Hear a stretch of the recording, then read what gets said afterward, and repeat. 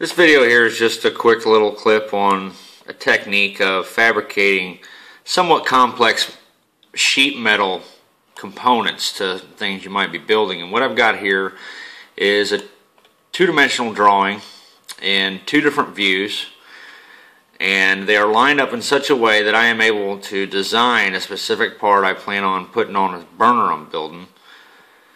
And as you can see here, from the face you can get all of the sideways dimensions in stencil form, but if you look overhead, you can't take the measurements at face like that. You have to get the actual diagonal hypotenuse length, which is a little bit longer than the face profile. So there's a lot of little intricate details you have to take into consideration. You have to use the overhead view and the side view to come up with the final size for the piece. And then basically what I did was just took each piece and outlined it like this you see here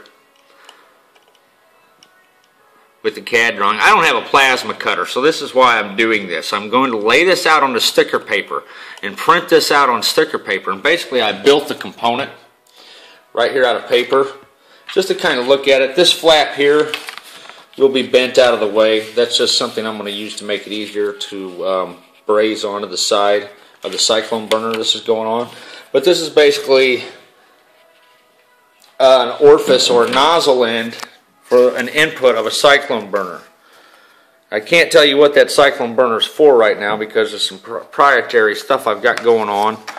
I'm not trying to sound like a jackass there. I'm just trying to stay out of public domain with this. I'm into the product development side of things these days. So this is basically the design you see drawn, made out of paper. And I did this just to kind of look at it, to get a visual representation of the actual dimensions, because a computer doesn't show,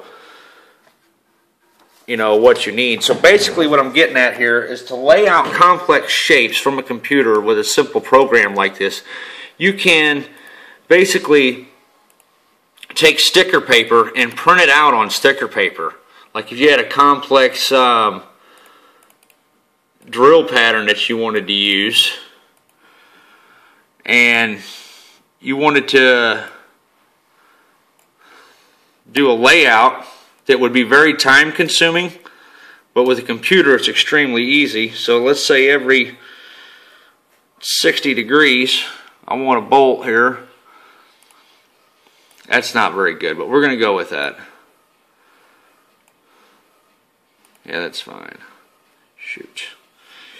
S, center, and there we would just be able to print this off now on our printer, this little design here. Let's say we wanted to do some other stuff to it. Maybe it's got a center hole and, you know, maybe like a cut in the side of it. This is actually a pretty cool program, but it's so simple. Not a lot you could do with it as far as using it for a CNC mill or something like that. You can't do that with this thing. So anyway, you get my point.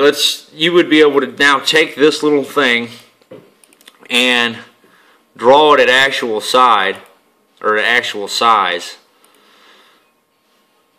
I'm sorry, for scale. You see here I have it on 1 to 1. 1 inch equals 1 inch. So I'm printing this stuff out in actual size, and it comes out looking like this.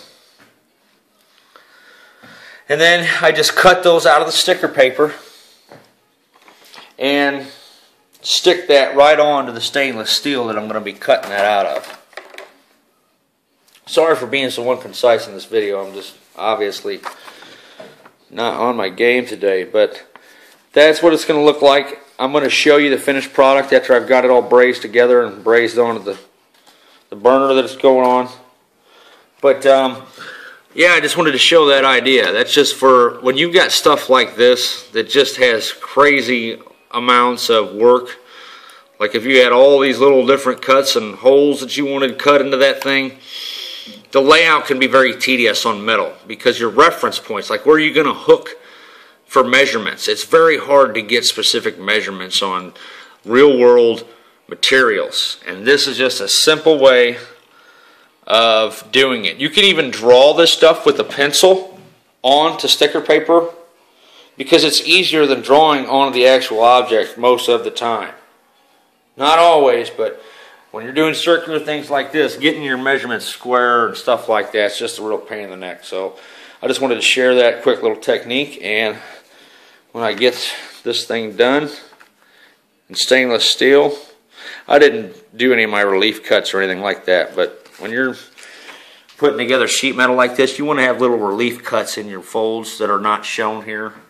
So if anyone decides to beat me up about my technique, I do know about the relief cuts. I just don't have them on here. I'm just going to take an angle grinder and grind this thing all apart.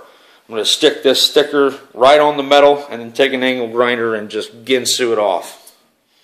It's an old microwave I'm chopping up. It's made out of stainless steel, so it ought to be some fantastic looking work.